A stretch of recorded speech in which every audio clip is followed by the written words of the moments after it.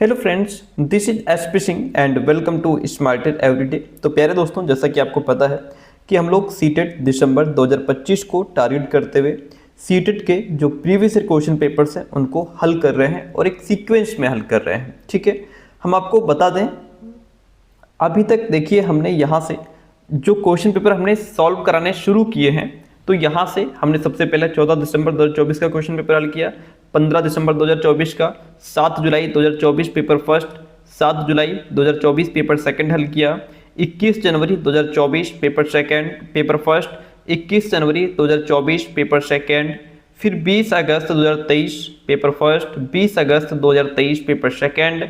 फिर हमें लगा कि इन क्वेश्चन पेपर्स को हल करने के लिए पहले आप लोगों को जीन पियाजे की थ्योरी बहुत अच्छे से आना चाहिए, तो हमने पहले वो कराई, हमने वाइगोत्स्की की थ्योरी कराई, फिर हमने कोहलबर्ग की थ्योरी कराई। ठीक है, क्योंकि यही तीन आपके एग्जाम्स के लिए बहुत इंपॉर्टेंट रोल प्ले करते हैं, इन्हीं से रिलेटेड क्वेश्चंस पूछे जाते हैं। तो हमने पहले इनकी थ्योरी करा दी आपको और बहुत डिटेल में कराई है। ठीक है, अब आज जो हम लोग पेपर हल करने वाले हैं वो ये क्वेश्चन पेपर है 9 जनवरी 2023 पेपर फर्स्ट है, ये जो एग्जाम आपका ऑनलाइन हुआ था। इसी तरीके से हम लोग बैक चलेंगे और सारे प्रीवियस ईयर क्वेश्चन पेपर को बहुत डीप में हल करेंगे। ठीक है, आप हमारी क्लास को एक बार जरूर देखिए कि हम किस तरीके से समझाते हैं, क्योंकि मैं एक एक शब्द आप लोगों को क्लियर करवा देता हूं।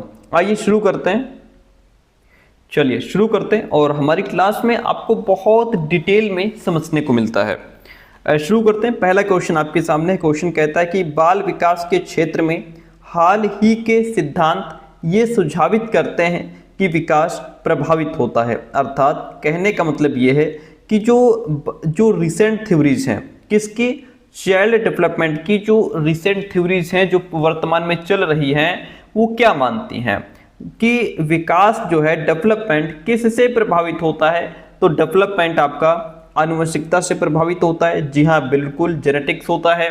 जेनेटिक्स का मतलब कि हमारे शरीर की जो बनावट है, बॉडी स्ट्रक्चर है, हमारी जो मेंटल एबिलिटी है, हमारे व्यवहार हैं, ठीक है, हम ये सब चीजें प्रभावित होती हैं हमारी आनुवंशिकता से। ठीक है, अब बॉडी स्ट्रक्चर की हमने बात की, शारीरिक बनावट की बात की, तो जैसे हमारे पेरेंट्स, मान लीजिए हमारे पिताजी का शरीर बहुत लंबा चौड़ा है, बढ़िया बॉडी फिट है, तो बच्चों की बॉडी भी उस तरीके की होगी। ठीक है, यदि पिताजी या माताजी कोई छोटे कद के हैं तो फिर उनकी बॉडी भी उस तरीके की छोटे कद की रह सकती है। तो ये गुण होते हैं आनुवंशिकता के। ठीक है, बिल्कुल, आनुवंशिकता का प्रभाव बच्चे के डेवलपमेंट पर पड़ता है। शिक्षा से भी विकास प्रभावित होता है, डेवलपमेंट एजुकेशन से भी प्रभावित होता है, और एजुकेशन तो बहुत इंपॉर्टेंट रोल प्ले करती है बच्चे के डेवलपमेंट में। ठीक है, जैसे बच्चे का social development, mental development, emotionally development, उसका मोरल डेवलपमेंट, इन सभी पर प्रभाव डालती है एजुकेशन। किस तरीके से, जैसे हमने कहा कि जो एजुकेशन है वो बच्चे के मस्तिष्क को भी प्रभावित करती है, यानी कि बच्चे के कॉग्निटिव डेवलपमेंट पर प्रभाव डालती है एजुकेशन। कैसे, अगर कोई बच्चा स्कूल में मैथ्स सीख रहा है, लैंग्वेज सीख रहा है, साइंस पढ़ रहा है, तो उसकी सोचने की, समझने की, एनालिसिस करने की क्षमता बढ़ जाती है। इससे उसका जो मस्तिष्क है वो उसका विकास बहुत अच्छे से और तेज होता है। सोशल डेवलपमेंट, जैसे बच्चा स्कूल में दूसरे बच्चों के साथ खेल रहा है, बात कर रहा है, ग्रुप में बैठ करके काम कर रहा है, इससे उसमें एक दूसरे का सहयोग करना और उसके अंदर सहनशीलता, लीडरशिप जैसे जो है कि क्वालिटीज डेवलप होती हैं। तो ये भी बच्चे के डेवलपमेंट में बहुत अच्छा प्रभाव डालता है। और हमने कहा कि जैसे एजुकेशन के माध्यम से बच्चे के अंदर नैतिक विकास भी होता है, मोरल डेवलपमेंट भी होता है। तो शिक्षा के माध्यम से ही बच्चे को सच्चाई क्या है और ईमानदारी क्या है, सहानुभूति क्या है, अनुशासन क्या है, ये सारी चीजें सिखाई जाती हैं, जिससे कि वो एक अच्छा इंसान बनता है। तो एजुकेशन हर तरीके से बच्चे के डेवलपमेंट पर बहुत ही पॉजिटिव इफेक्ट डालती है। अब हम बात करते हैं संस्कृति, कल्चर का भी प्रभाव पड़ता है बच्चे के डेवलपमेंट पर, क्योंकि संस्कृति ये तय करती है कि बच्चे किस भाषा में बात करेंगे, कैसे बड़ों से बात करेंगे, कैसे वो अपने इमोशंस को प्रकट करेंगे। अगर कोई हमारे भारत का बच्चा है ना, भारतीय संस्कृति में पला बढ़ा है, तो यहाँ के त्योहार, यहाँ के रीति रिवाज, पूजा पाठ, पारिवारिक एकता, ऐसे अनुभव उसको मिलेंगे, है ना। और कोई अगर विदेश का बच्चा है, अमेरिका का बच्चा है, तो वहाँ के जो त्योहार हैं, वहाँ तो बच्चा इंडिविजुअल फ्रीडम होता है, स्वतंत्र बच्चा होता है, तो वो सारी चीजें सिखाई जाएंगी। तो ये आदर्श और व्यवहार जो है उसमें भी फर्क लाता है, और इसका प्रभाव कहाँ पड़ता है, बच्चे के डेवलपमेंट पर। ठीक है, अब इसमें लास्ट है सामाजिक नीतियों से, यानी कि सोशल पॉलिसीज। बच्चे के विकास को सीधे और गहराई से प्रभावित करती हैं समाज की नीतियां। ये नीतियां सरकार या समाज के द्वारा जो बनाए गए नियम कानून हैं, योजनाएं हैं, सेवाएं होती हैं, जो बच्चों की शिक्षा कैसी रहेगी, उनका पोषण, उनकी सुरक्षा, स्वास्थ्य और उनके अधिकार, इन सब चीजों को सुनिश्चित करती हैं। तो ये सामाजिक नीतियां भी बच्चे के डेवलपमेंट पर प्रभाव डालती हैं। तो ये सारे ही पॉइंट यहाँ पे बच्चे के डेवलपमेंट पर प्रभाव डालते हैं, इसलिए सारे ऑप्शंस राइट हो जाएंगे। 1 2 3 4 सभी ऑप्शंस राइट हो जाते हैं। Option D is the right one the question. हम बढ़ते हैं नेक्स्ट प्रश्न की तरफ। अगला प्रश्न आपसे कहता है कि बच्चों का विकास किस प्रकार से होता है। डेवलपमेंट ऑफ चिल्ड्रन अकर्स, कैसे होता है विकास भाई? व्यवस्थित रूप से होता है, परंतु स्वाभाविक रूप से व्यक्तिगत होता है। बात तो ठीक लग रही है। अव्यवस्थित रूप में किसी विशेष पल में अचानक से उभर करके आता है, ये कौन सी बात हुई? ऐसा नहीं कि कल बच्चे को ये चीज नहीं पता थी, आज वो एकदम से सीख गया, है ना। कल इसके अंदर ये डेवलप नहीं था, आज एकदम से डेवलप हो गया, ऐसा नहीं है। अचानक से विकास नहीं होता, ठीक है। सडनली कुछ नहीं होता भाई बच्चे के अंदर, ये चीज हटा दो। पूरे विश्व में सभी बच्चों में एक समान दर से होता है, नहीं। पूरे विश्व में बच्चों में एक समान दर से विकास नहीं होता, क्योंकि सभी बच्चों का जो विकास है वो अलग अलग, ग्रोथ ऑफ रेट अलग अलग होती है, ठीक है। उनका जैसे प्रभाव पड़ता है उनकी आनुवंशिकता का, उनके न्यूट्रिशंस का, किस तरीके का भोजन वो कर रहे हैं, पोषण तत्व कैसे है ना, वहाँ का एटमॉस्फेयर कैसा है, उनकी संस्कृति कैसी है, शिक्षा कैसी है, इन सभी चीज़ों का प्रभाव पड़ता है भाई। इसीलिए ऐसा नहीं कि पूरे विश्व में जो रेट है ग्रोथ का वो सेम है, गलत है ये, ठीक है, ऐसा नहीं है। केवल विद्यालयीकरण के परिणाम से होता है तो ऐसा भी नहीं है। इसमें भैया हमारा परिवार है, हमारा घर परिवार, समाज, हमारी आनुवंशिकता, हमारे अनुभव, एटमॉस्फेयर, सारी चीजें मिलकर के प्रभावित करती हैं हमारे डेवलपमेंट को, केवल विद्यालय नहीं। तो यहाँ पे जो बेस्ट ऑप्शन है हमारा वो ये है कि व्यवस्थित रूप से होता है परंतु स्वाभाविक रूप से व्यक्तिगत होता है।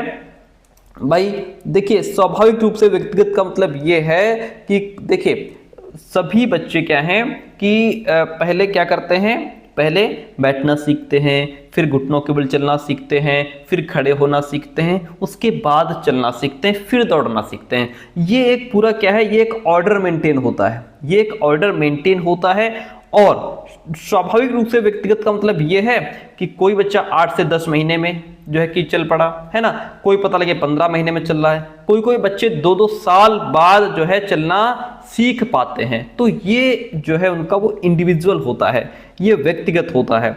इसीलिए option first is the right one in this question, ठीक है। यहां तक बात होती है क्लियर, ओके। आगे बढ़ते हैं, नेक्स्ट क्वेश्चन आपके सामने। अगला प्रश्न लीजिए, 3 नंबर क्वेश्चन क्या कहता है भाई? कहता है कि छोटे बच्चों में समाजीकरण का डैश प्राथमिक कारक संस्था है और डैश द्वितीयक कारक या फिर संस्था है। तो छोटे बच्चे अपना जो सोशलाइजेशन है, जो समाज के आचार व्यवहार, सभ्यता, संस्कृति, बोलचाल, ये सब चीजें कहाँ से सीखता है?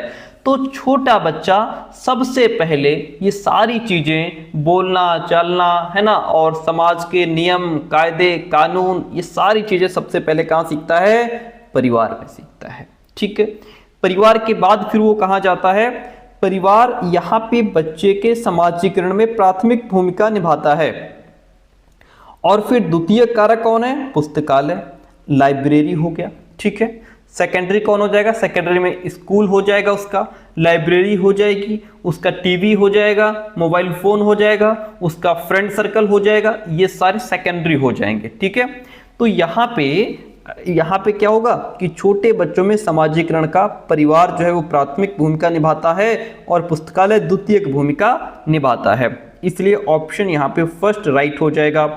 अभिभावकों का कार्यस्थल ये कोई मैटर नहीं करता, क्योंकि कहाँ पिताजी काम करते हैं, किस ऑफिस में काम करते हैं, विदेश में काम करते हैं, उससे बच्चों को मतलब नहीं है, ठीक है। संचार माध्यम हमारे सेकेंडरी हो जाएंगे, ये फर्स्ट में आएगा। कानून, धार्मिक संगठन, ये सब अलग अलग चीजें हैं। तो यहाँ पे संचार माध्यम ठीक तो है, लेकिन ये फिर पहले दिया गया है। और पर ये पहले आएगा क्या? पहले परिवार आएगा, इसलिए ये कट जाएगा। इसलिए option first is the right one in this question. अगला प्रश्न आपके सामने जीन पियाजे जी का क्वेश्चन है, और क्वेश्चन कहता क्या है कि जीन पियाजे के संज्ञानात्मक विकास के सिद्धांत के अनुसार अधिकांश बच्चे किस अवस्था में बीते हुए समय, वर्तमान और भविष्य के बारे में स्पष्ट रूप से समझ बना पाते हैं। देखिए, आपको पता है कि जीन पियाजे ने 4 संज्ञानात्मक अवस्थाएं बताई हैं, संज्ञानात्मक विकास की 4 अवस्थाएं बताई हैं। कौन कौन सी? ये चारों आपके सामने लिखी हैं। पहली है सेंसरी मोटर। सेंसरी मोटर का मतलब है यहाँ पे ये अवस्था आपकी चलेगी 0 से 2 साल। फिर आती है पूर्व संक्रियात्मक अवस्था यानी कि प्री ऑपरेशनल स्टेज, ये आपकी कहाँ से कहाँ तक चलेगी? 2 से 7 साल तक। फिर मूर्त संक्रियात्मक अवस्था कहाँ से कहाँ तक चलेगी भाई? कॉन्क्रीट ऑपरेशनल स्टेज चलेगी आपकी 7 से 11 साल की। और फिर फॉर्मल ऑपरेशनल स्टेज चलेगी आपकी 11 से 15 साल की। तो अब इसमें जो कह रहा है कि अधिकांश बच्चे किस अवस्था में बीते हुए समय, जो समय बीत गया उसकी चीजें याद रख पाएंगे, वर्तमान को समझ पाएंगे, कल आने वाला भविष्य है उसके बारे में सोच बनाने लगते हैं। ये सब बच्चों के अंदर आएगा जब बच्चे कॉन्क्रीट ऑपरेशनल स्टेज में आ जाएंगे, मूर्त संक्रियात्मक अवस्था में आ जाएंगे। ठीक है, तो यहाँ पे ऑप्शन जो सी है वह राइट हो जाएगा। इसकी और भी बहुत सारी विशेषताएं हैं। ये अभी हमने आपको 2 दिन पहले जीन पियाजे का पूरा सिद्धांत, पूरी थ्योरी आपके सामने रखी है हमने, इसको बहुत डीप में समझाया हमने। नहीं देखा है तो वीडियो देखिएगा। अच्छा, यहाँ पे हम आपको बताने जा रहे थे जो इसकी जो आंसर हमने दिया आपको अभी 7 से 11 साल का, उसकी और भी विशेषताएं होती हैं। क्या क्या उसमें बच्चा सीखता है, एक नज़र उस पर डाल लेते हैं। ये देखिए, ये है हमारी 7 से 11 साल की अवस्था, जिसको मूर्त संक्रियात्मक अवस्था या कॉन्क्रीट ऑपरेशनल स्टेज कहते हैं। बच्चे इस अवस्था तक समस्याओं के प्रति संवेदनशील और चिंतित होने लगते हैं। हालांकि चिंतन में अभी कोई क्रमबद्धता नहीं आती है। ठीक है, और इसमें मेन चीज़ क्या होती है, बच्चों में यहाँ पे कंजर्वेशन के संरक्षण का गुण आ जाता है। बालक तरल, लंबाई, भार इत्यादि के संरक्षण से संबंधित समस्याओं का समाधान करता पाया जाता है। जैसे बच्चे को ये तो पता हो जाता है कि मिट्टी का आकार बदल सकता है पर उसका आयतन नहीं बदलता। यानी कि यहाँ पहले बच्चे क्या समझ रहे थे, बच्चा ये समझ रहा था कि जो ग्लास पतला और लंबा है उसमें पानी ज़्यादा है। अब यहाँ पे बच्चा ये समझ जाएगा कि बर्तन बदल सकता है लेकिन जल की मात्रा उतनी ही रहेगी। ये चीज़ बच्चे के अंदर यहाँ पे आ जाती है। यहाँ बच्चा ये समझने लगता है कि 4 दूनी 8 तो फिर 2 चक्कू 8 के बराबर ही होगा। यहाँ बच्चे के अंदर क्लासिफिकेशन आ जाता है। बच्चा यहाँ पे चीज़ों को अलग अलग विशेषताओं के आधार पर उनको अलग अलग कर देता है। ये सारे गुण बच्चे में यहाँ पे आ जाते हैं।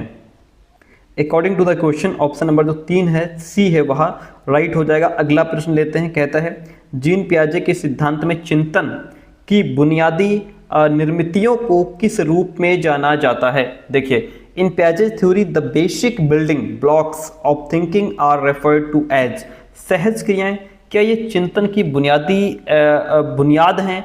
नहीं। देखिए, सहज क्रियाएं नहीं है। सहज क्रियाओं का मतलब ये होता है जो हमारी शारीरिक प्रतिक्रियाएं होती हैं, जैसे रोना, चूसना, है ना, ये मानसिक, ये क्या है, ये मानसिक चिंतन की संरचनाएं नहीं होती है। ठीक है, तो ये अलग हो जाएगा, ये नहीं है। स्कीमा, हाँ ये सही है। स्कीमा क्या है कि स्कीमा का मतलब होता क्या है? स्कीमा का मतलब जो चीज़, किसी चीज़ को लेकर के जो इन्फॉर्मेशन हमारे दिमाग में पहले से स्टोर है वो हमारी स्कीमा कहलाती है। स्कीमा हमारा राइट आंसर हो जाएगा। जीन पियाजे कहते हैं कि स्कीमा वो मेंटल स्ट्रक्चर है, मानसिक ढांचा होता है जिसके माध्यम से बच्चा कोई जानकारी को समझ पाता है, उसका वर्गीकरण कर पाता है और अपने एक्सपीरियंसेस को प्रोसेस करता है, वही स्कीमा है। ठीक है, जैसे बच्चे ने कुत्ते को देख करके कुत्ते के बारे में पहले उसने एक स्कीमा अपने अंदर तैयार कर लिया। ठीक है, कि कुत्ता ऐसे ऐसे होता है, कुत्ता उसकी 4 पैर, है ना, और कान होते हैं, पूंछ होती है, उसके अंदर एक स्कीमा तैयार हो गया। वो जब नए जानवर को देखेगा तो पहली बार में कुत्ता ही बोल देगा, फिर बाद में वो उसमें अपना समायोजन और एसिमिलेशन, अकोमोडेशन दोनों प्रोसेस करेगा, तो वो अलग प्रोसेस है। वो सारी चीज़ें यहाँ पे स्कीमा के अंतर्गत आ जाती हैं। ठीक है, तो यहाँ पे ऑप्शन आपका जो बी है वह राइट हो जाएगा। इतनी बात क्लियर है। अगर यहाँ पे हम कोड्स की बात करें, संकेत की बात करें, तो संकेत जो है चिंतन की कोई मूल इकाई नहीं है।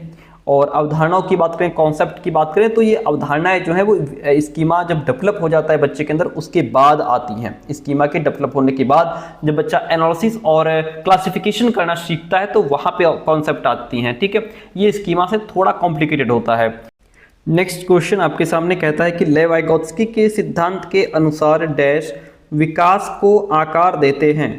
अकॉर्डिंग टू लेव वाइगोत्स्कीज थ्योरी डैश शेप डेवलपमेंट, यहाँ पे डैश होना चाहिए, यहाँ पे भी डैश आएगा।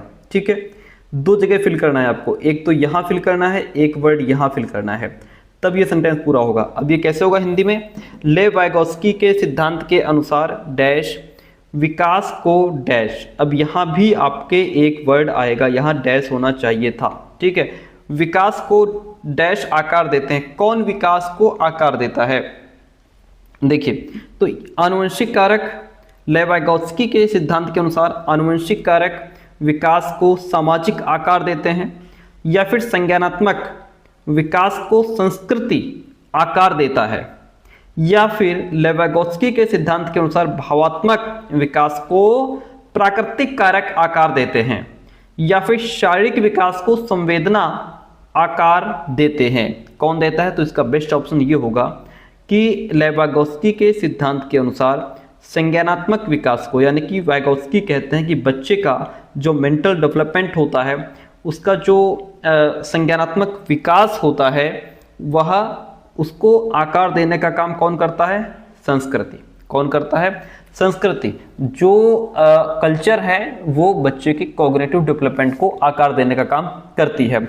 इसका मतलब क्या हुआ? इसका मतलब होता है कि बच्चे की सोचने समझने की क्षमता, उसकी भाषा और उसकी जो प्रॉब्लम्स हैं उनको हल करने का तरीका और सीखने के जो तरीके हैं, उसके जिस सामाजिक सांस्कृतिक वातावरण में वो बड़ा होता है उससे सीधे वो चीज़ें प्रभावित होती हैं, ठीक है। तो बच्चे का जो कॉग्निटिव डेवलपमेंट हो रहा है उस पर उसकी संस्कृति, सभ्यता, समाज का सीधा असर पड़ता है, इसलिए ऑप्शन बी यहाँ पे राइट हो जाएगा। ओके, इतनी बात होती है क्लियर। अगला प्रश्न लीजिए, कहता है ले वाइगोत्स्की ने संज्ञानात्मक विकास की प्रक्रिया में किसकी भूमिका पर बल दिया है? ठीक है, भाषा की भूमिका पर बल दिया है, या संज्ञानात्मक द्वंद्व को महत्व दिया है, सहज क्रियाओं की बात की है, या फिर स्कीमा की बात की है? देखिए, वाइगोत्स्की ने, आपको पता है कि भाषा को बहुत इंपॉर्टेंट माना है। इन्होंने कहा है कि भाषा बच्चे के सोचने, समझने और ज्ञान के निर्माण में महत्वपूर्ण भूमिका निभाती है। तो भाषा को इन्होंने बहुत इंपॉर्टेंट माना है। लैंग्वेज यहाँ पे हो जाएगा, language in the process of cognitive development.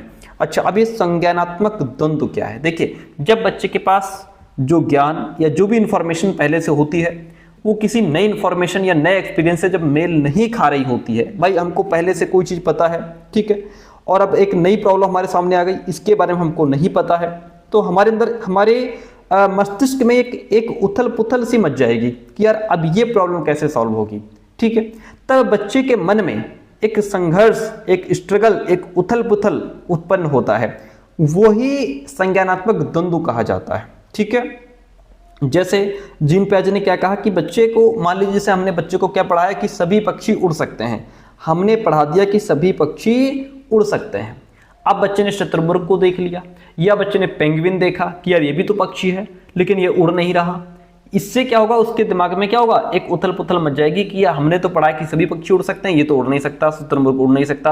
अब क्या होगा, तो यहाँ से बच्चे के अंदर क्या होगा, एक कॉग्निटिव कॉन्फ्लिक्ट पैदा हो जाएगा।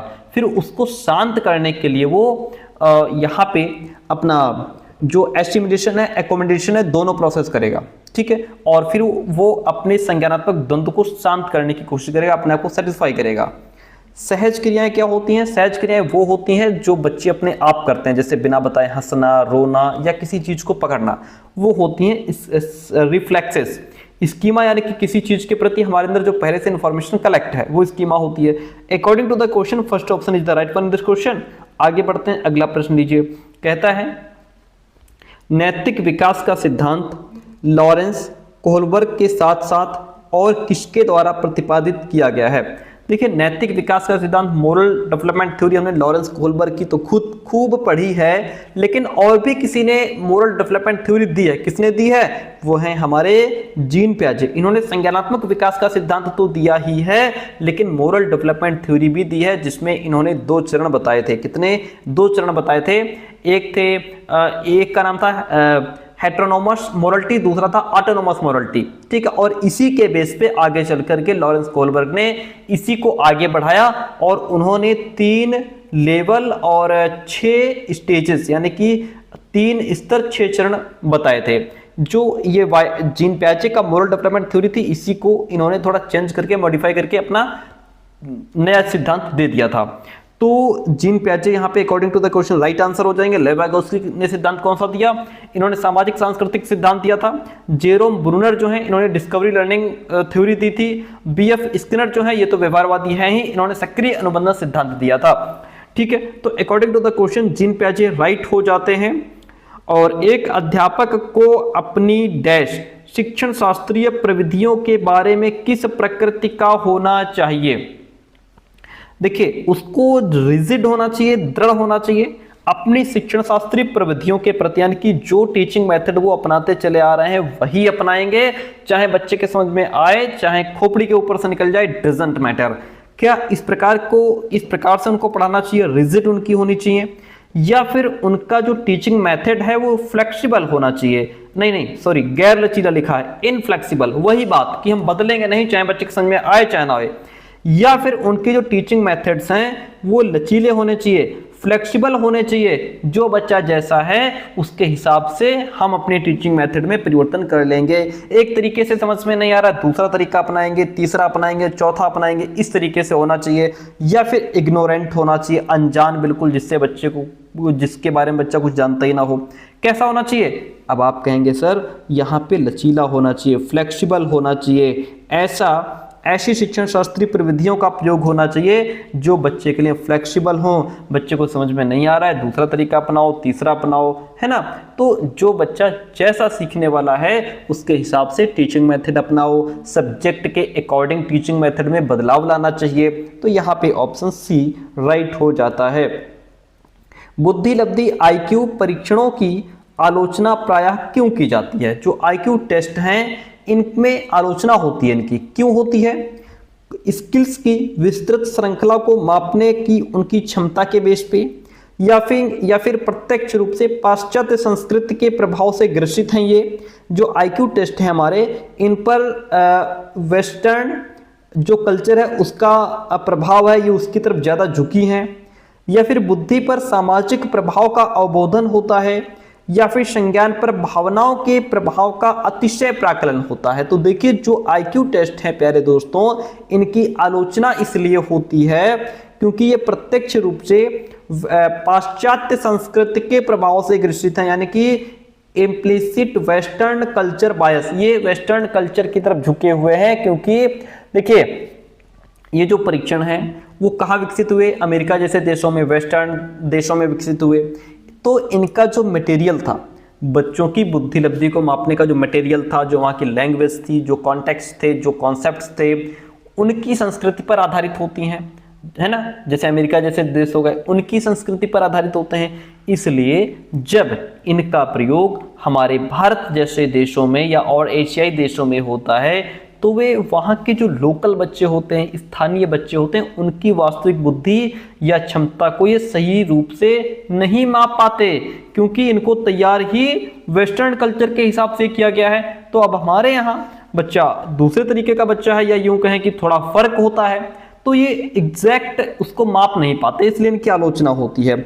Option B is the right one in this question. ठीक है, अगला प्रश्न आपके सामने। प्रश्न कहता है कि जब कोई विद्यार्थी किसी दिए गए प्रश्न का हल ढूंढने की प्रक्रिया से जूझ रहा है, हमने बच्चे को कोई क्वेश्चन दिया और बच्चा उस प्रश्न का हल ढूंढने की जो प्रक्रिया है उससे बेचारा जूझ रहा है, निकाल नहीं पा रहा है उसका हल, तो अध्यापक को उसे अपने विचार मौखिक तौर पर अभिव्यक्त करने के लिए प्रोत्साहित करना चाहिए कि बेटा तुम इसको लिखित रूप में नहीं दे पा रहे हो, अगर ओरली बता पाते हो तो बता दो, कोई बात नहीं है। ठीक है, क्योंकि वो बेचारा रिटन में हमको नहीं दे पा रहा उसका आंसर, तो हम ओरली पूछ लेंगे, कौन सी बड़ी बात होगी। वेरी गुड, अच्छी बात है भाई। अधिगम तब अधिक प्रभावशाली होता है जब अध्यापक विद्यार्थियों से सफलता की कम से कम अपेक्षा रखते हैं। नहीं, हम बच्चों से कम अपेक्षा नहीं, हम बच्चों से एक एवरेज रूप में ज़्यादा से ज़्यादा उनसे अपेक्षा रखेंगे कि बच्चे हमारे बेहतर कर जाएंगे। बच्चे सीखने वाले हैं, बच्चे ज्ञान के निर्माता हैं, बच्चे एक्सप्लोर करते हैं, बच्चों के अंदर एक जो है कि बहुत प्रतिभाशाली बच्चे हैं, या उनके अंदर एक प्रतिभा होती है सीखने की, तो इसलिए हम कम से कम उनको नहीं आंकेंगे। ठीक है, ये ऑप्शन गलत है। जो पहला ऑप्शन है वो हमारा सही है, तो यहाँ पे हम ढूंढेंगे ए सही है, आर गलत है। ए इसलिए सही है कि अगर कोई बच्चा प्रश्न का हल ढूंढ नहीं पा रहा है तो हम उससे कहेंगे कि तुम हमें ओरली इसका आंसर बता दो। अच्छी बात है, ऑप्शन सी राइट हो जाता है। हम बढ़ेंगे नेक्स्ट प्रश्न की तरफ। अगला प्रश्न देखिए, बहुत बढ़िया, और ये क्वेश्चन कंफ्यूज बहुत करता है बच्चों को। कहता है gender is a dash construct while sex is a dash construct. Gender से निर्मित है जबकि लिंग से निर्मित है। जेंडर और लिंग दो चीजें हैं। जेंडर बनाता है समाज, ये समाज के द्वारा निर्मित है, और लिंग की अगर बात करें तो इसको बनाता है, ये होता है बायोलॉजिकल। ये क्या होता है? ये होता है बायोलॉजिकल, जिसको हम कहते हैं जैविक। ठीक है, अब इसको समझिए। जेंडर समाज कैसे, ये सोशल कंस्ट्रक्ट कैसे है? सोशल कंस्ट्रक्ट ऐसे है कि जब एक, क्योंकि समाज यहाँ पे लड़के और लड़की की भूमिका तय कर देता है। समाज लड़के और लड़की की भूमिका तय करता है, तो ये जेंडर सोशल कंस्ट्रक्ट हो गया कि जहाँ पे हमारी भूमिका तय कर दी जाती है कि लड़के जो है कि गन चलाएंगे, लड़के कार से खेलेंगे, लड़कियां डॉल से खेलेंगी, लड़के मैथ्स पढ़ेंगे, लड़कियां होम साइंस पढ़ेंगी, है ना। तो इस तरीके से जब हमारी भूमिकाओं को तय किया जाता है उसको जेंडर कहते हैं। तो जेंडर जो है ये सामाजिक कंस्ट्रक्ट है। कैसा है? सामाजिक कंस्ट्रक्ट। और लिंग जो है ये जैविक है, क्योंकि ये सिर्फ हमें मेल और फीमेल के रूप में डिफाइन करने का काम करता है। हमें सिर्फ मेल फीमेल के रूप में डिफाइन करता है, हमारे रोल अलग अलग नहीं बताता ये, यानी कि ये जैविक है।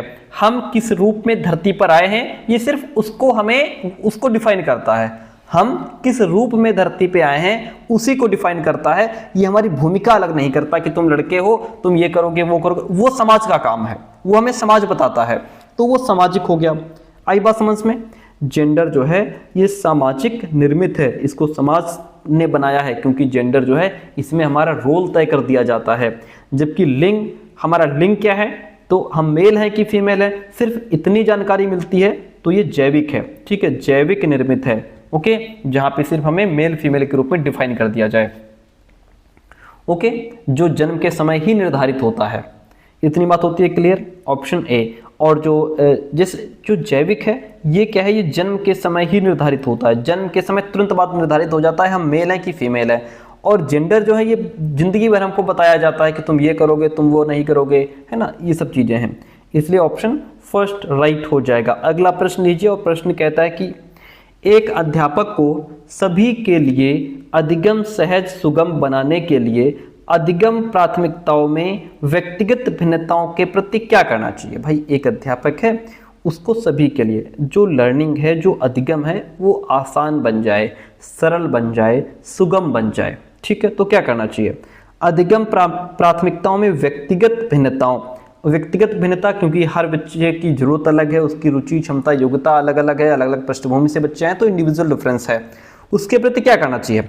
उन्हें महत्वपूर्ण मानना चाहिए, उनको अनदेखा करना चाहिए? नहीं, इंडिविजुअल डिफरेंसेस को हम गले लगाएंगे, सम्मान देंगे, अनदेखा नहीं करेंगे, उसको मिटाएंगे नहीं, दमन उसका डाउन प्ले नहीं करेंगे। हम क्या करेंगे? इंडिविजुअल डिफरेंसेस को हम इंपॉर्टेंस देंगे, उसको महत्व देंगे और बच्चों को उसी से रिलेटेड पढ़ाएंगे। ठीक है, जो बच्चा जैसा सीखने वाला है उसके हिसाब से सिलेबस होगा, जैसा सीख रहा है उसके हिसाब से टीचिंग मेथड्स का यूज करेंगे। ठीक है, तो यहाँ पे जो इंडिविजुअल डिफरेंसेस हैं उनको हम महत्व देंगे, इंपॉर्टेंस देंगे। अगला प्रश्न कहता है कि आकलन का मुख्य उद्देश्य क्या होता है? असेसमेंट का मुख्य उद्देश्य क्या होता है? विद्यार्थियों के अंकों की व्यापकता का पता लगाना, या फिर विद्यार्थियों के सीखने की प्रगति के प्रति समझ बनाना कि विद्यार्थी कैसे सीख रहे हैं, या फिर संभाव्य असफल और सफल विद्यार्थियों की पहचान की जाए इससे, या विद्यार्थियों को सिर्फ ग्रेड मान देना, assign grades to the students. देखिए यहाँ पे आपको बताएं कि आकलन जो होता है, असेसमेंट, इसका मुख्य उद्देश्य होता है विद्यार्थियों के सीखने की प्रोग्रेस कैसी है, बच्चे कैसे सीख रहे हैं, जो प्रोग्रेस हो रही है उसके प्रति हम समझ बना पाएँ, हम समझ पाएँ कि स्टूडेंट्स की लर्निंग प्रोसेस कैसी चल रही है। केवल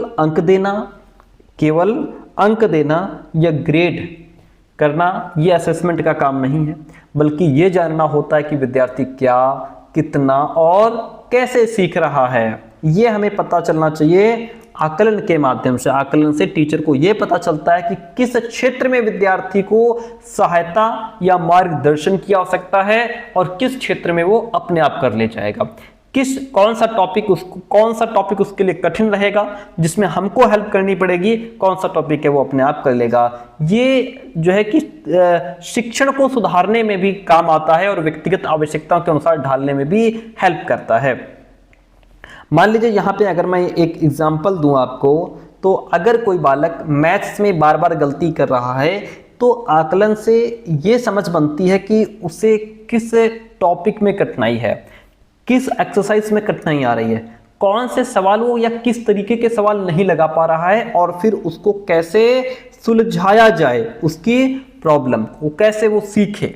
अगर कोई बालक लगातार प्रोग्रेस कर रहा है, सफल हो रहा है, तो टीचर उसकी पावर क्या है, उसका इंटरेस्ट किस में है, उसके आगे का प्लान बना सकता है कि ये बच्चा बहुत तेज है तो इसको आगे क्या सिखाया जाए।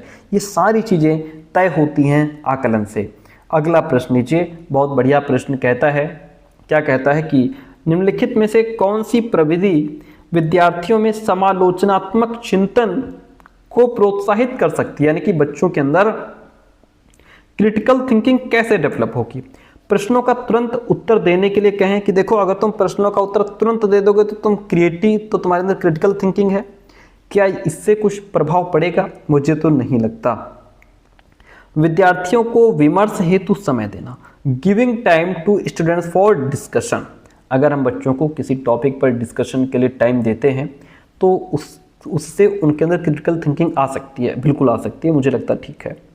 विद्यार्थियों से बंद अंत वाले प्रश्न पूछना, यानी कि close ended questions to students, या फिर विद्यार्थियों में परस्पर अंतः क्रिया को निरुत्साहित, नहीं अंतः क्रिया को हम प्रोत्साहित करेंगे, इनकरेज करेंगे, डिस्करेज नहीं करेंगे।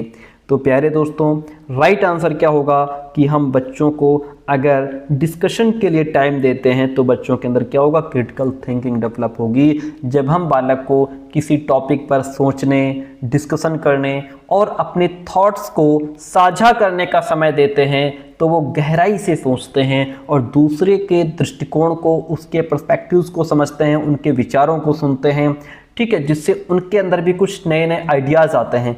इससे क्या होता है, बच्चे के अंदर क्रिटिकल थिंकिंग डेवलप होती है और यही आंसर हमारा राइट भी हो जाता है।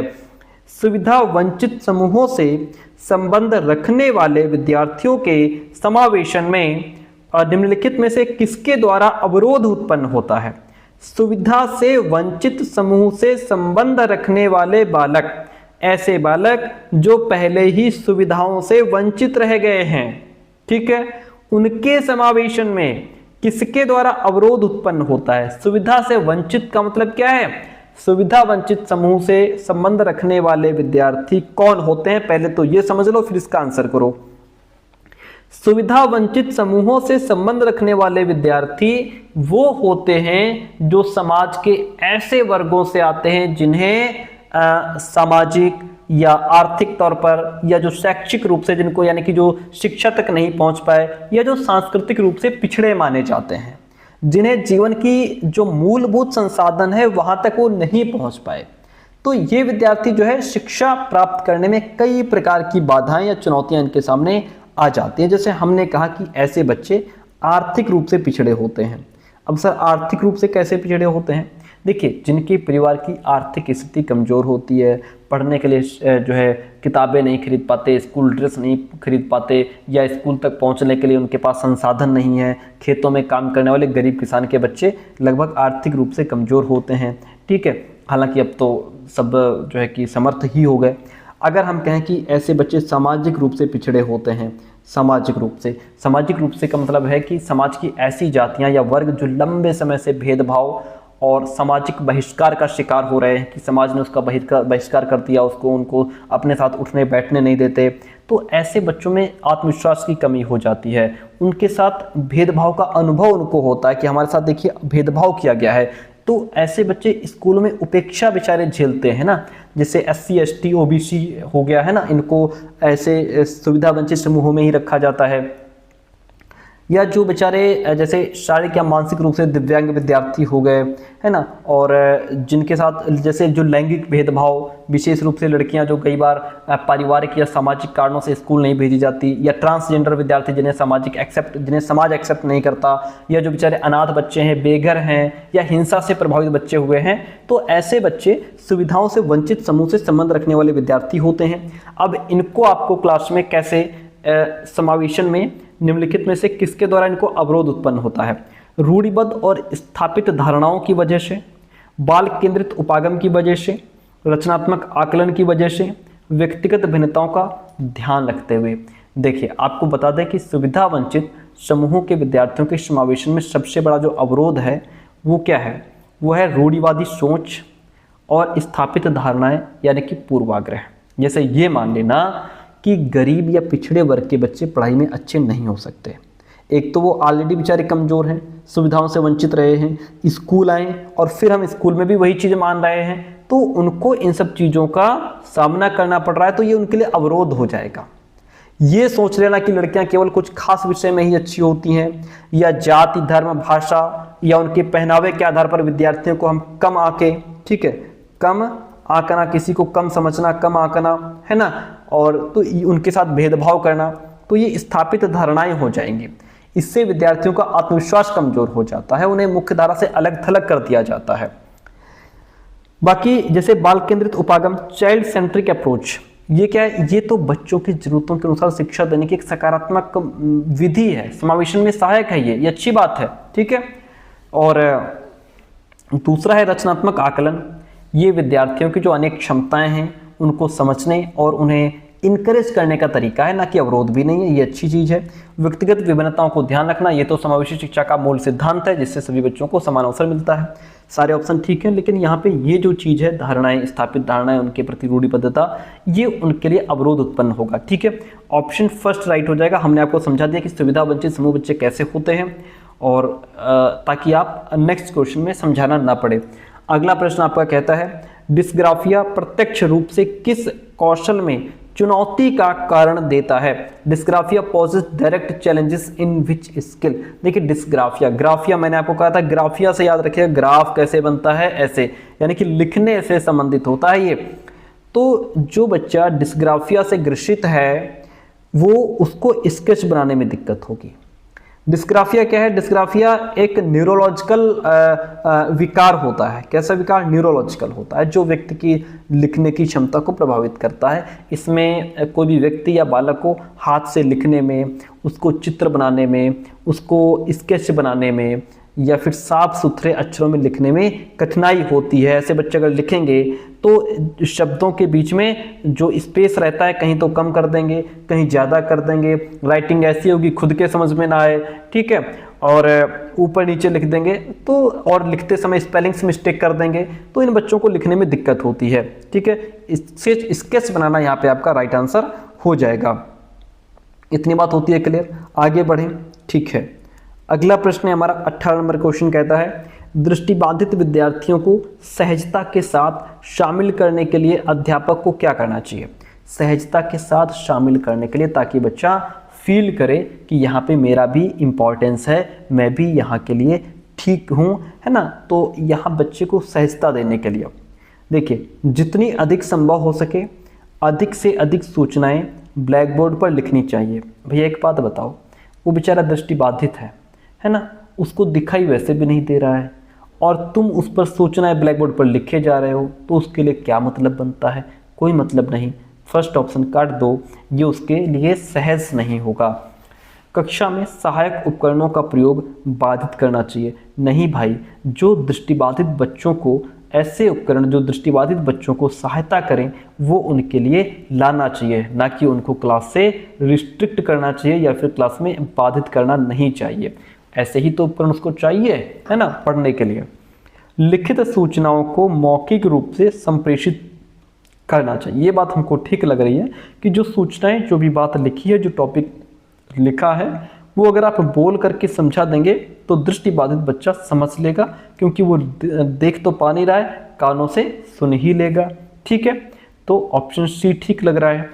इन विद्यार्थियों को केवल बहुत ही सरल से काम देना चाहिए। ऐसी जरूरत नहीं है कि बहुत सरल काम दो, इनके लिए जो चीज़ें ठीक हैं दृष्टिबाधित के लिए, ब्रेल लिपि वगैरह, वो सब देते रहो तो बच्चे सीख जाते हैं। Option C is the right one in this question.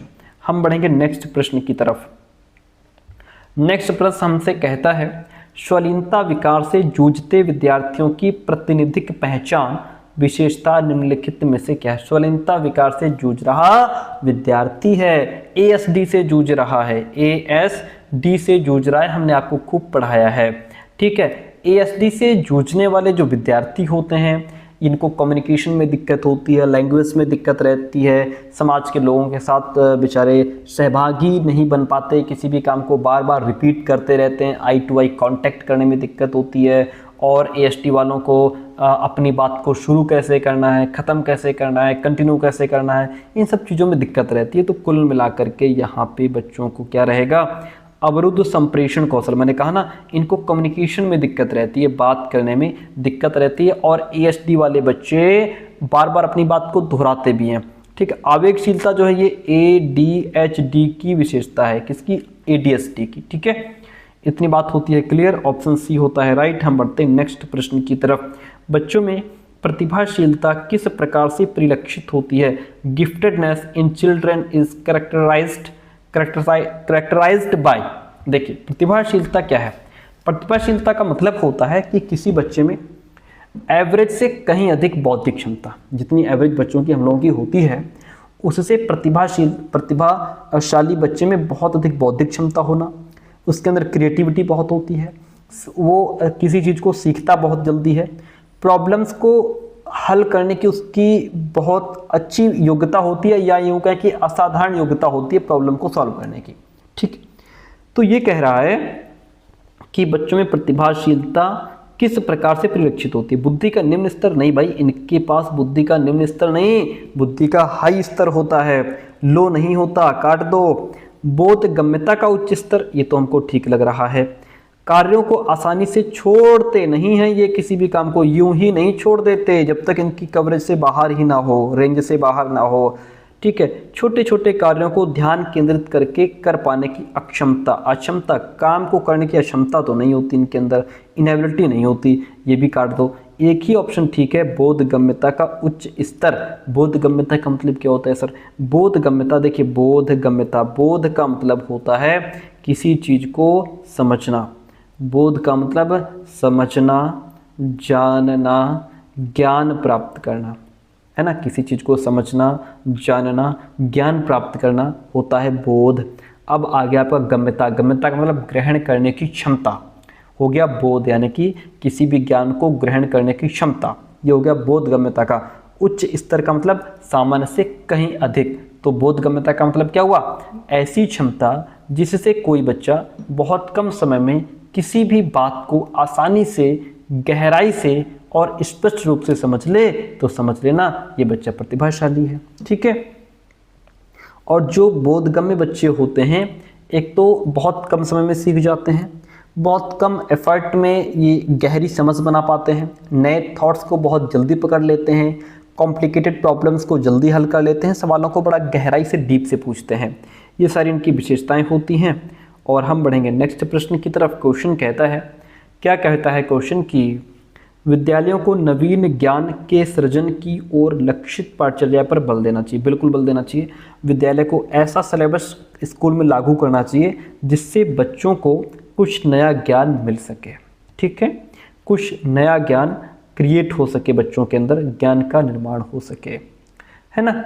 ये सही है, क्योंकि शिक्षा का उद्देश्य केवल इन्फॉर्मेशन, जानकारी देना नहीं है, बल्कि छात्रों में नई सोच विकसित हो और ज्ञान का निर्माण हो, या ज्ञान निर्माण करने की क्षमता डेवलप होनी चाहिए, ऐसा सिलेबस होना चाहिए। Very good. अगला कहता है कि बच्चों में अध्यापक के सहयोग से नवीन ज्ञान के सृजन और उसकी व्याख्या करने की क्षमता होती है। ये भी सही है भाई पॉइंट, क्योंकि बच्चों में जन्मजात ज्ञान को निर्माण करने की क्षमता होती है, कुल मिलाकर के जिज्ञासा होती है, और टीचर की भूमिका उस जिज्ञासा को, ज्ञान निर्माण की क्षमता को अगर सही डायरेक्शन मिल जाए तो बच्चा जल्दी सीख जाता है। तो यहाँ पे टीचर का रोल जो है वो उस जिज्ञासा को सही दिशा देने का काम करता है। जिससे बच्चे नए ज्ञान की रचना कर पाते हैं, कंस्ट्रक्ट कर पाते हैं नया ज्ञान। ठीक है, तो अब यहां पे क्या हो जाएगा, ये जो सेकंड ऑप्शन है ये फर्स्ट को एक्सप्लेन भी कर रहा है।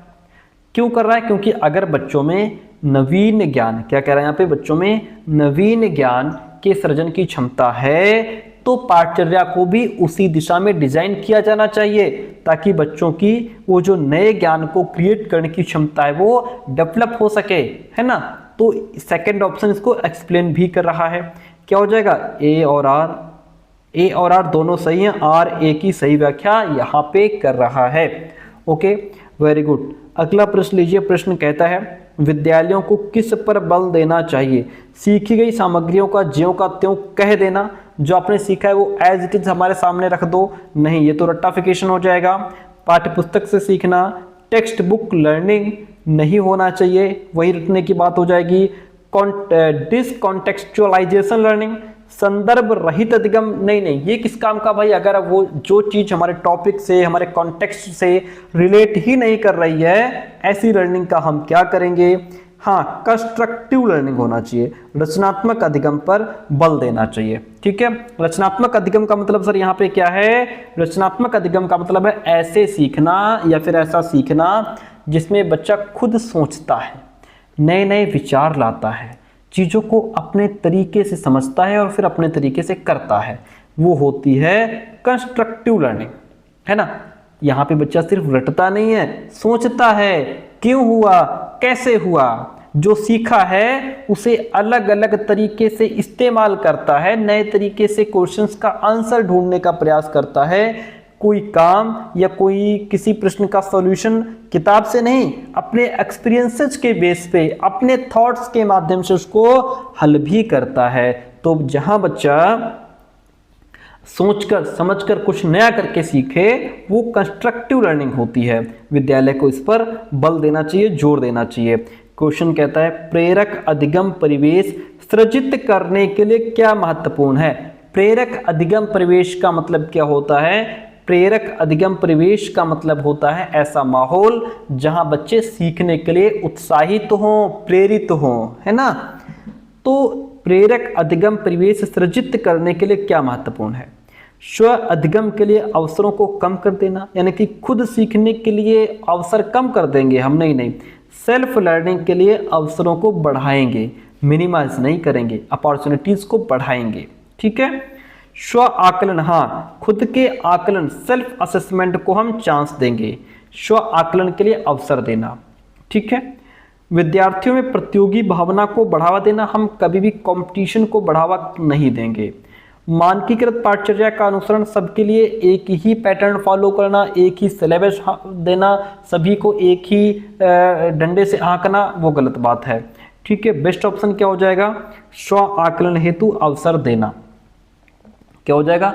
स्व आकलन हेतु खुद के आकलन के लिए अवसर देंगे, यानी कि जब बच्चों को खुद का अपना मूल्यांकन करने का मौका मिलता है तो वो अपनी कमजोरी, अपनी ताकत को पहचानते हैं, बेहतर सीखने की कोशिश करते हैं।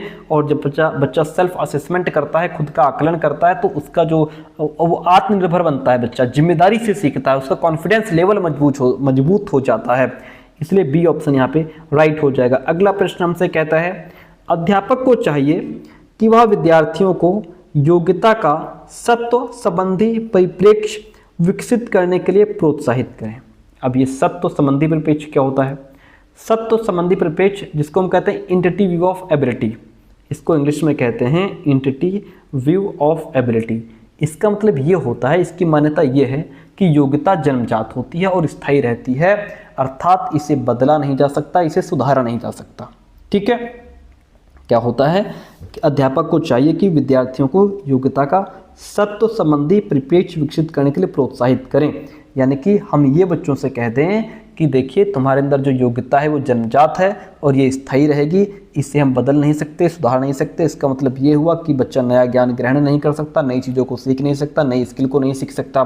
तो ये तो गलत बात है ना, ऐसा नहीं है। हम बच्चों को इसके लिए अभी आगे समझाते हैं। नेक्स्ट स्टेप कहता है योग्यता का अस्तित्व संबंधी परिप्रेक्ष्य विद्यार्थियों को अधिक प्रभावशाली तरीके से सीखने के लिए अभिप्रेरित करता है। नहीं भाई, जब ऐसी सोच वाले जो विद्यार्थी होते हैं वो अक्सर प्रयास करने से ही बचते हैं। अगर हमने ये कह दिया कि आपके अंदर इंटिटिव व्यू ऑफ एबिलिटी है, यानी कि जो योग्यता है वो जन्मजात है और ये स्थायी रहेगी, है ना, इसे हम बदल नहीं सकते, हम तुम्हारे अंदर कुछ सुधार ला नहीं सकते, तो इससे बच्चा बेचारा डीमोटिवेट हो जाएगा, है ना, और वो प्रयास करना ही छोड़ देगा। और अगर फेल हुआ है तो बड़ा जल्दी वो उसको लगेगा कि अब मेरे बस की नहीं, वो दोबारा एफर्ट भी नहीं करेगा, क्योंकि उसके अंदर ये बैठ गया है कि उसके अंदर इंटिटिव व्यू ऑफ एबिलिटी है, यानी कि सोचने समझने की क्षमता उसकी लिमिटेड है, योग्यता उसकी जन्मजात है।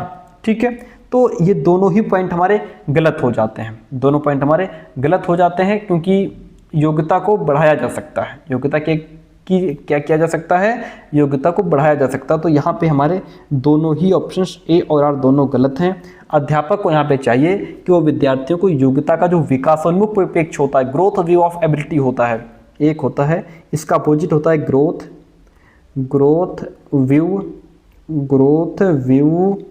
Of ability, growth view of ability, इसको डेवलप करना चाहिए। इसके लिए बच्चों को प्रोत्साहित करना चाहिए, यानी योग्यता को एक सीखने के योग्य और डेवलप होने वाली क्षमता के रूप में समझाना चाहिए कि बेटा तुम्हारे अंदर जो एबिलिटी है, जो योग्यता है, उसको तुम और डेवलप कर सकते हो, स्किल्स को सीख सकते हो, अपनी क्षमता को तुम बढ़ा सकते हो।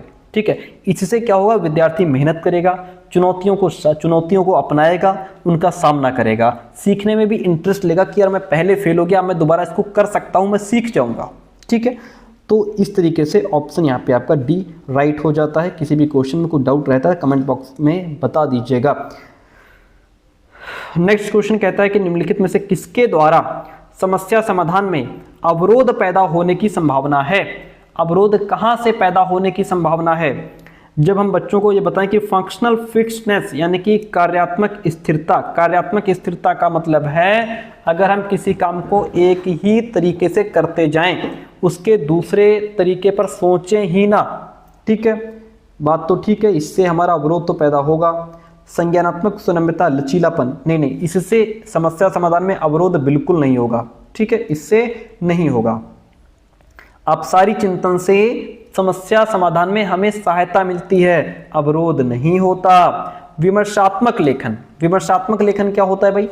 विमर्शात्मक लेखन का मतलब होता है कि अपने अनुभव, अपने विचार और जो आपने सीखा, जो समझा, उस पर सोच विचार करके और फिर उसे लिखित रूप में प्रकट करना, उसे लिख करके देना। ठीक है, जो आपके विचार हैं, अनुभव हैं, जो आपने सोच विचार किया, जो सीखा, उसको लिख देना, जिसमें हम ये सोचते हैं कि हमने क्या किया, क्यों किया, क्या सीखा, क्या बेहतर कर सकते थे, और फिर उसे विस्तार से लिख देते हैं। वो रिफ्लेक्टिव राइटिंग होती है। ये समस्या समाधान में हेल्प करता है। यहाँ से हमारे अंदर सोचने के आइडियाज़ आते हैं। डाइवर्जेंट थिंकिंग, एक ही प्रॉब्लम को कई तरीके से हल करने का प्रयास करते हैं। कॉग्निटिव फ्लेक्सिबिलिटी, हमारे अंदर लचीलापन होना चाहिए, इससे समस्या समाधान में हेल्प मिलती है। एक ही ऑप्शन है जिससे समस्या समाधान में अवरोध उत्पन्न हो रहा है, वह है कार्यात्मक स्थिरता, फंक्शनल फिक्स्डनेस। क्या है वो? फंक्शनल फिक्स्डनेस। ये क्या है? ये एक मेंटल ब्लॉक है, जिसको हम कहते हैं मेंटल ब्लॉक भी कहते हैं, यानी कि मानसिक रुकावट है जिसमें कोई व्यक्ति किसी वस्तु को सिर्फ उसी काम के लिए उपयोगी मानता है जिसके लिए वो इस्तेमाल होती है, और इसके अलावा किसी दूसरे उपयोग की कल्पना ही नहीं करता कि इसका कोई दूसरा उपयोग भी है। मान लीजिए जब हम किसी चीज़ को, किसी वस्तु को सिर्फ उसके पारंपरिक काम में ही सोच पाते हैं, पारंपरिक का मतलब जो हमारे घर परिवार मोहल्ले में सदियों से जो चला आ रहा है कि इस काम को ऐसे ही हल करना है, या ये चीज़ सिर्फ इसी काम में प्रयोग होती है, इसका दूसरा कोई प्रयोग नहीं, तो हम भी नहीं करते, हम भी नहीं मानते। हमारे दिमाग में भी हम सोचते तक नहीं कि इसका हम कोई दूसरा उपयोग कर लें, क्योंकि हमने अपनी पीढ़ियों में वही चीज़ देखी है पीछे। तो वो होती है फंक्शनल फिक्स्डनेस, कार्यात्मक स्थिरता। ठीक है, तो जब हम किसी काम को पारंपरिक काम में ही सोच पाते हैं, नए तरीके से उसका उपयोग नहीं कर पाते, तो इसे कार्यात्मक स्थिरता कहते हैं। ठीक है, और ये जो फंक्शनल फिक्स्डनेस है, कार्यात्मक स्थिरता है, ये हमें रचनात्मक, जो क्रिएटिव और थोड़ा लचीले सोचने से रोक देती है। प्रॉब्लम में हमारे अवरोध बनती है, हम चीज़ों को नई दृष्टि से नहीं देख पाते। एक हमने इसका एग्जाम्पल लिया है, जैसे मान लीजिए ये बॉटल्स हैं और हम जो हैं इन बॉटल्स के बारे में हमारे घर में हमेशा से ये यूज होता आया है कि ये पानी की बोतल है, सिर्फ पानी पियो फेंक दो, इतना काम है इसका। भाई हमारे घर में, परिवार में, पीछे पीढ़ियों में इतना ही हमको बताया गया है और हम बस यही सोचें। ये फंक्शनल फिक्सनेस है कि हम इसका कोई दूसरा प्रयोग जानते ही नहीं है। हमने इसमें से कोल्ड ड्रिंक पी ली, बॉटल को फेंक दिया, हमें पता ही नहीं कि इसका कोई दूसरा प्रयोग है। वाइन की बोतल है, वाइन पी ली, बोतल फेंक दिया, यानी कि उसका कोई काम नहीं है। हम उसको दूसरे तरीके से देख ही नहीं रहे हैं, उसके दूसरे उपयोग पर हम फोकस ही नहीं कर रहे हैं, क्योंकि हमने वो चीज़ कभी देखी ही नहीं, तो पारंपरिक रूप से इसका उपयोग कर रहे हैं। जबकि लचीलापन वहाँ होगा जहाँ हम इसी बॉटल से कुछ नया करेंगे। यहाँ पे हम इसको कुछ नए तरीके से देखते हैं, ठीक है। इससे हमारे अंदर अगर रचनात्मकता है, क्रिएटिविटी है, अगर हमारे अंदर फ्लेक्सिबिलिटी है, तो हम जानेंगे कि हाँ इस बॉटल को पानी पीने के बाद इसका क्या प्रयोग करना है, ठीक है। हमने इस बॉटल से देखो कितने, हमने नहीं मतलब इसी बॉटल से कितने बढ़िया बढ़िया तरीके से गमले बनाए गए हैं, पौधा लगाया गया है ना, कितने सुंदर लग रहे हैं। अरे ये बॉटल सी तो हैं जो काट करके यहाँ पे देखिए कितने बढ़िया बढ़िया सुंदर से ये गमले बना दिए गए, पौधे लगा दिए गए। ये वाइन्स की बॉटल ही तो हैं जिनसे यहाँ पे लैंप बना दिए गए। तो ये चीज़ होनी चाहिए हमारे अंदर कि हम एक चीज़ के कितने प्रयोग कर सकते हैं, उसको कहाँ कहाँ उपयोग में ला सकते हैं, वो होना चाहिए हमारे अंदर, है ना। तो ये चीज़ होती है। अगर इसको सिर्फ आप इतना ही जानते हो तो ये फंक्शनल फिक्स्डनेस हो जाएगा। अगला प्रश्न लीजिए भाई, 26 नंबर क्वेश्चन है आपके सामने। क्या कहता है क्वेश्चन कहता है कि अध्यापकों को चाहिए कि वे विद्यार्थियों की भ्रांतियों की पहचान करें। विद्यार्थियों की भ्रांतियां क्या होती हैं सर? भ्रांतियों का मतलब, अब आप सीधा शब्द जानते होंगे, गलतफहमी। एक सीधा सा शब्द आप जानते होंगे, गलतफहमी। कि यार तेरे को गलतफहमी हो रही है, ऐसा कुछ नहीं है भैया, है ना। गलतफहमी यही तो होता है, गलतफहमी। ये होती हैं भ्रांतियाँ, ठीक है। गलतफहमी, तुमको गलतफहमी हो गई, मैंने किसी से बात नहीं की, ऐसा कुछ नहीं है, देखो, है ना। तो ये गलतफहमी आप लोग इससे समझ जाओगे। तो अध्यापकों को चाहिए कि वे विद्यार्थियों की जो भ्रांतियां हैं, जो गलतफहमी है, उसकी पहचान करें कि आखिर बच्चे को क्या गलतफहमी हुई है, और उनको अनदेखी करने की बजाय उन पर चर्चा करें। और अगर बच्चे को किसी बात को लेकर कोई भ्रांति है, कोई मिसकॉन्सेप्शन है, भ्रांति है, कोई गलतफहमी है, तो उसको नज़रअंदाज ना करें, उस पर चर्चा करें, ताकि बच्चे के अंदर वो गलतफहमी दूर हो सके। जैसे हम लोग अपने दोस्तों के साथ करते हैं कि भैया तुम्हारी गलतफहमी को दूर करने के लिए हम ये कर सकते हैं, है ना, करना चाहिए, ठीक है। ये भ्रांतियां वैकल्पिक अवधारणाओं के रूप हैं जो अक्सर विद्यार्थी अपने परिवेश के साथ अंतःक्रिया करके आधार बना लेते हैं, और ये अधिगम की प्रक्रिया में अर्थपूर्ण है। बात पॉइंट दोनों सही है। अब इसका एक उदाहरण देखिए। विद्यार्थियों की भ्रांतियों की पहचान करें। विद्यार्थी क्या क्या भ्रांति बना सकते हैं भाई? विद्यार्थी भ्रांतियां बना लेते हैं कि जैसे मान लीजिए उसने अपने घर, परिवार, समाज में क्या सीखा कि रोज सुबह सूरज निकलता है और शाम को सूरज डूब जाता है, शाम को सनसेट हो जाता है। बच्चे के अंदर क्या भ्रांति है कि सुबह सूरज निकलता है, शाम को सनसेट हो जाता है। जबकि अब यहाँ पे टीचर को बच्चे की ये भ्रांति दूर करनी चाहिए कि ना तो सूरज निकलता है, ना तो सन सेट होता है, एक्चुअल में पृथ्वी घूमती है ना, पृथ्वी घूमती है। भाई बच्चा क्या समझ रहा है कि सूरज को वो रोज पूरब से निकलता देखता है, पश्चिम में अस्त होते देखता है, तो मान लेता है कि रोज सूरज पूरब से निकल रहा है, पश्चिम में अस्त हो रहा है। ये उसकी मिसकॉन्सेप्शन हो जाएगी, ये उसकी भ्रांति हो जाएगी। अब टीचर को चाहिए कि वो इसको अनदेखा ना करे, बच्चे को समझाए, इस पर चर्चा करे कि पृथ्वी घूम रही है, इसी वजह से तुम्हें ऐसा लगता है, बाकी ऐसा कुछ है नहीं। जैसे हम छोटे थे तो हमारे यहाँ बताया जाता था कि ये देखो उस ऊपर चंदा मामा हैं, और इसमें देखो एक वो पेड़ लगा हुआ है झुका हुआ, उसके नीचे बुढ़िया बैठी है, बुढ़िया आराम कर रही है उस अपनी चारपाई पे। हम समझते थे हाँ यार वो देखो पेड़ झुका तो है, और हमें लग रहा है उसके नीचे बुढ़िया है भी। तो वो हमारे अंदर क्या थी? मिसकॉन्सेप्शन थी। अब हम समझ गए कि ऐसा कुछ नहीं है, चांद पर तो बहुत बड़े बड़े गड्ढे हैं, पहाड़ हैं, है ना, सब कुछ। अब वो भ्रांति हमारी दूर हो गई। तो टीचर को चाहिए कि ऐसी भ्रांतियां समझे बच्चे के अंदर और फिर उसको दूर करे। अच्छा, अब ये है कि ये जो भ्रांतियां हैं वो बच्चे के आधार बना लेते हैं। ये अधिगम की प्रक्रिया में अर्थपूर्ण भी हैं भाई। अर्थपूर्ण इसलिए हैं कि ये विद्यार्थियों की अपनी समझ पर आधारित होती हैं, जो उनके अनुभव और संदर्भ से वो बनाते हैं, इसीलिए अधिगम में ये महत्वपूर्ण भी है।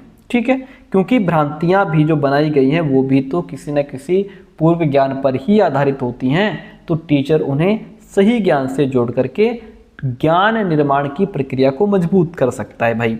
तो ए और बी दोनों सही हैं, आर ए की सही व्याख्या कर रहा है। Option A is the right one in this question. अगला प्रश्न लीजिए, अब क्या कहता है, भावनाएं देखिएगा। भावनाएं हमने आपको खूब समझाया है। इमोशंस क्या है, इमोशंस में क्या क्या आ जाएगा। इमोशंस में जैसे हमारे अंदर जो हैप्पीनेस है ना, जो एक्साइटमेंट है, वो हमारे इमोशंस हैं। ठीक है, भावनाएं अधिगम को महत्वपूर्ण रूप से प्रभावित करती हैं, परंतु स्मृति पर इनका कोई प्रभाव नहीं पड़ता है। गलत बात है। हमारी जो भावनाएं हैं इनका हमारी स्मृति पर प्रभाव पड़ता है। जैसे आपकी खुशी, उत्साह, चिंता, डर, तनाव, भय, ये सब भावनाएं हैं भाई, और ये हमारी स्मृति पर बहुत बुरा प्रभाव डालती है ना। जैसी भावना वैसा प्रभाव पड़ता है। अच्छी भावना है अच्छा प्रभाव पड़ता है, बुरी भावना है बुरा प्रभाव पड़ता है। अधिगम पर किसी प्रकार का प्रभाव नहीं डालती, गलत बात, प्रभाव पूरा पूरा डालती हैं ये। अधिगम को महत्वपूर्ण रूप से प्रभावित करती हैं, साथ ही साथ स्मृति को भी प्रभावित करती हैं। ऑप्शन सी यहाँ पे हमको लग रहा है बेस्ट है। ना तो अधिगम को प्रभावित करती हैं ना ही स्मृति को, बिल्कुल गलत बात है आपकी। तो जो हमारे इमोशंस हैं वो क्या करते हैं, अधिगम को महत्वपूर्ण रूप से प्रभावित करते हैं। कैसे भाई, मान लीजिए हमारी इमोशन क्या है कि खुशी, हमारी भावना है खुशी, हम हैं उत्साहित। ठीक है, तो हम क्या करेंगे, अगर हमारे अंदर हैप्पीनेस है, एक्साइटमेंट है, तो हमारा अधिगम बेहतर होगा। हम टॉपिक्स को जल्दी सीख पाएंगे, हम उसको समझ पाएंगे, और हमारे दिमाग में लंबे समय तक वो टॉपिक स्टोर भी रहेगा, है ना। तो इससे हमारी स्मृति पर भी प्रभाव पड़ा कि वो टॉपिक लंबे समय तक हमारे अंदर बना रहेगा। वहीं पे अगर हमारी इमोशन, हमारे अंदर क्लास में हमारे अंदर डर है, चिंता है, भय है, टीचर से डर रहे हैं, तनाव है, तो क्या होगा, हमारे अधिगम में रुकावट बनेगा। और जो वहां सीखेंगे, एक तो डरते डरते सीखेंगे, वो लंबे समय तक हमको याद भी नहीं रहेगा, ठीक, पता लगे घर आकर के भूल जाएं। ठीक है, जैसे एग्जाम हॉल में होता है ना। एग्जाम हॉल में हम प्रेशर में आ जाते हैं, जो घर से रट्टा मार करके जाते हैं वहां भूल जाते हैं, और क्लासरूम से निकलते ही सब फिर वापस हमें याद आ जाता है। तो ये क्या है, ये एक भय हो जाता है, एक प्रेशर हो जाता है हमारे अंदर। वहां पे भावना हमारी क्या हो जाती है, एक डर तनाव वाली हो जाती है, जिससे हमारी मेमोरी पर सीधा जाकर के प्रभाव डालता है, सीधा मेमोरी पर अटैक करता है वो इमोशन। ठीक है, जिसकी वजह से हम भूल जाते हैं एग्जाम हॉल में। ऑप्शन सी राइट हो जाएगा। हम नेक्स्ट क्वेश्चन की तरफ बढ़ जाएंगे। अगला प्रश्न, विद्यार्थी सीखने के प्रति अभिप्रेरित होते हैं यदि काम अप्रासंगिक हो। अगर बच्चे के कॉन्टेक्स्ट से, टॉपिक से, सब्जेक्ट से रिलेटेड काम नहीं है तो वो मोटिवेटेड नहीं होगा। ठीक है, बिना किसी चुनौती वाला हो, नहीं, थोड़ा बहुत चैलेंज तो होना चाहिए काम में, तभी तो मजा आएगा, नहीं तो बोर नहीं हो जाएंगे। उनके जीवन से संबंधित, तो ये बात सही है, रिलेटेड टू दियर लाइफ, जो जो चीज़ें हमारे डेली रूटीन से या डेली लाइफ से रिलेट करती हैं उनको हम बड़ा जल्दी समझते हैं। बहुत ही अमूर्त हो, अगर कोई चीज़ वेरी एब्स्ट्रैक्ट है तो भी गलत है, मूर्त रूप का थोड़ा बहुत तो हमें दिखना चाहिए।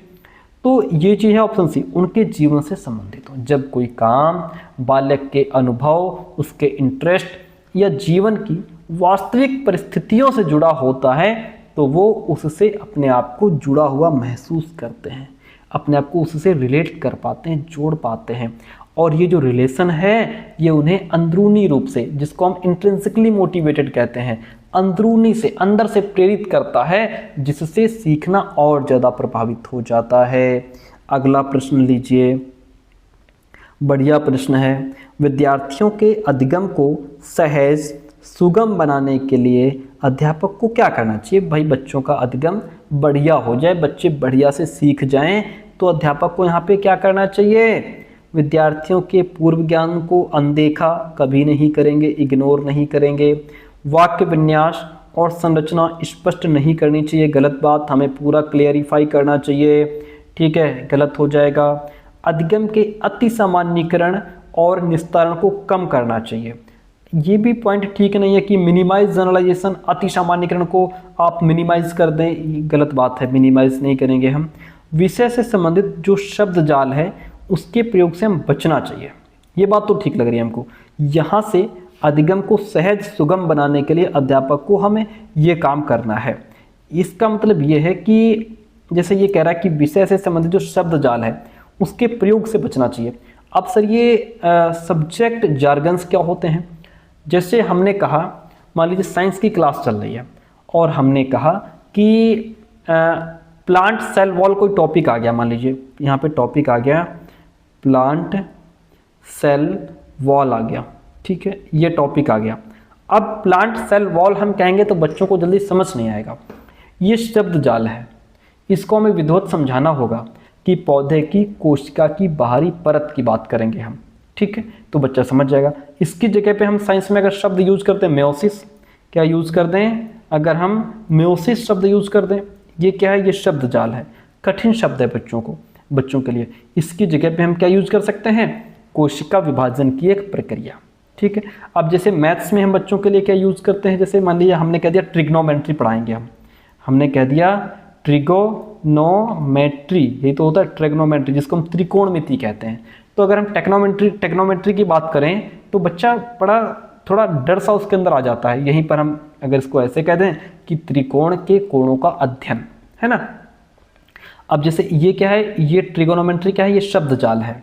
और यहीं पर अगर हम बात करें समीकरण की, यहीं पर हम बात करें समीकरण की, इक्वेशन, ये शब्द जाल हो जाएगा। इसकी जगह पे हम क्या यूज कर सकते हैं? गणितीय वाक्य जिसमें बराबरी होती है ना। तो ये क्या है? ये शब्द जाल है। ऐसे शब्दों से हमको क्या करना चाहिए? ऐसे शब्दों के प्रयोग से बचना चाहिए। या अगर आप ऐसे शब्द यूज कर रहे हैं तो प्रॉपर उसका अर्थ बच्चों को बता दो। इससे उनका जो अधिगम है वो सहज हो जाएगा, सरल हो जाएगा। अधिगम को सरल करने के लिए हम विद्यार्थियों के पूर्व ज्ञान को कभी अनदेखा नहीं करेंगे, उनको साथ में लेकर के चलेंगे, वाक्य विन्यास संरचना सब क्लैरिफाई करेंगे। अति सामान्यकरण भी ठीक नहीं है। बेस्ट ऑप्शन आपका डी हो जाएगा। कठिन शब्दों से हम क्लास में जो है बचेंगे, बच्चों को उनका विधिवत आंसर और विधिवत जो डिटेल होगा वो समझाएंगे बच्चों को। कह रहा है कि निम्नलिखित में से किसके द्वारा अधिगम में बाधा उत्पन्न होती है? देखिए कैसे अधिगम में बाधा उत्पन्न होती है भाई। पहले पढ़ाए गए विषय से ज्ञान को संबंधित करना, इससे बाधा कभी उत्पन्न नहीं होती कि हमने जो पहले पढ़ा दिया उससे हम ज्ञान को रिलेट ना करें। इससे तो और उनका अधिगम सहज सरल हो जाता है भाई। विद्यालयी संस्कृत से विमुखता का भाव, ये तो हमको ठीक लग रहा है कि अगर विद्यालयी संस्कृत से बालक विमुख हो जाता है तो इससे उसके अधिगम में बाधा उत्पन्न होगी, ऐसा हमको लग रहा है। बाकी ऑप्शन देख लेते हैं। बहुसंवेदी उपागम का क्रियान्वयन, नहीं, जहां हम अपना एक से अधिक इंद्रियों का प्रयोग करते हैं वो अधिगम हमारे लिए सहज सरल हो जाता है। रचनावाद पर आधारित शिक्षण प्रविधियों का प्रयोग तो हमको हमेशा करना ही चाहिए, ये भी ठीक है। बस ये चीज़ जो है ये अधिगम में बाधा उत्पन्न करती है। अब सर हमको समझाइए कि विद्यालयी संस्कृत से विमुखता का मतलब क्या है। देखिए, जब विद्यार्थी स्कूल के माहौल या वहाँ के तरीक़ों को अपनाने से या समझने में उनको रुचि नहीं रखता, इंटरेस्ट नहीं रखता, वो स्कूल के नियम कायदे कानून वहाँ का व्यवहार उनको सीखने के तरीके से अपने आप को जोड़ नहीं पाता, स्कूल के नियम कानून कायदों से अपने आप को नहीं जोड़ पाता, तो असहज महसूस करता है। इसी को कहते हैं कि वहाँ की संस्कृति से बच्चा विमुख हो गया, है ना। यहाँ पे विद्यार्थियों को सीखने में इंटरेस्ट कम हो जाता है, पढ़ाई से वो कटने लगते हैं या उनका मन स्कूल में कम लगता है और सीखने में बाधा महसूस करते हैं। तो यहाँ पे option B is the right one in this question. प्यारे दोस्तों, कैसे रही क्लास ये आप कमेंट करके ज़रूर बताएंगे। And thank you so much. मिलते हैं बहुत जल्दी नेक्स्ट क्लास में। कल भी आपको डेली शाम को 6 बजे 6 PM पे इसी तरीके से PYQ डिस्कस करते हुए हम मिलेंगे, ठीक है।